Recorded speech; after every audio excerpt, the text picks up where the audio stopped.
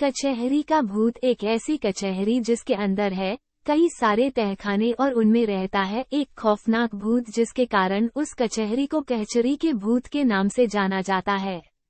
ये बात आज से बहुत समय पुरानी है।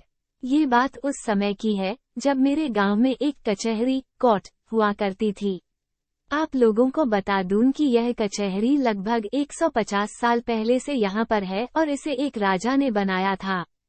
इस कचहरी में कई सारे तहखाने हैं जिनका निर्माण उस समय राजा के द्वारा किया गया था।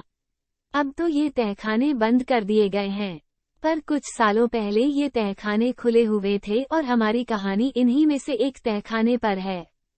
ये बात आज से लगभग 36 साल पुरानी है। इस कहानी के लिखित होने से 36 साल पहले की कहानी।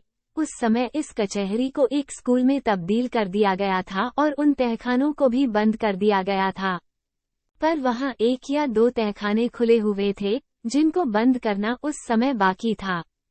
दोस्तों, एक बात मैं आपको बता देना चाहता हूं कि वो कचहरी राजा के समय ही चलती थी और बहुत सालों से बंद पड़ी थी।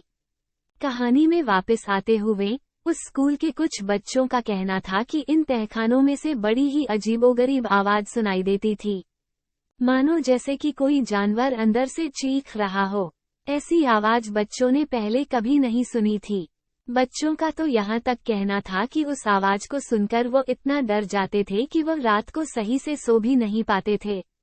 तहखाने की तरफ ही उन बच्चों की पानी पीने की व्यवस्था की गई थी, इसलिए उन्हें उस तरफ जाने से भी डर लगता था।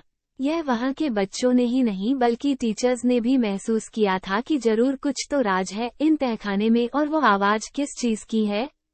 कुछ महीनों तक वो स्कूल ऐसे ही चलता रहा, पर एक दिन की बात है जब उसी स्कूल में ही पढ़ने वाली एक बच्ची लापता हो गई। बहुत से लोग उसकी खोज में निकले। उसकी माँ का कहना था कि वो बच्ची स्कूल से सीधे घर पर आई थी, लेकिन वो अपना टिफिन स्कूल में भूल गई थी तो उसे ही लेने गई होगी। ये बात जानकर सब लोग स्कूल गए। दोस्तों, उस समय टीचर भी जल्दी स्कूल से चले जाते थे और उस स्कूल को बंद करने का दरवाजा भी उस टाइम नहीं था, तो शायद बच्ची स्कूल के अंदर चली गई होगी। यही सोचकर सब लोग स्कूल की तरफ दौड़े, पर वहाँ कोई नहीं था। पूरा स्कूल उस समय सुनसान था। उस जगह केवल एक सीढ़ी पर थोड़ा सा खून और तहखाने की तरफ घसीटने के निशान मिले और कुछ नहीं मिला।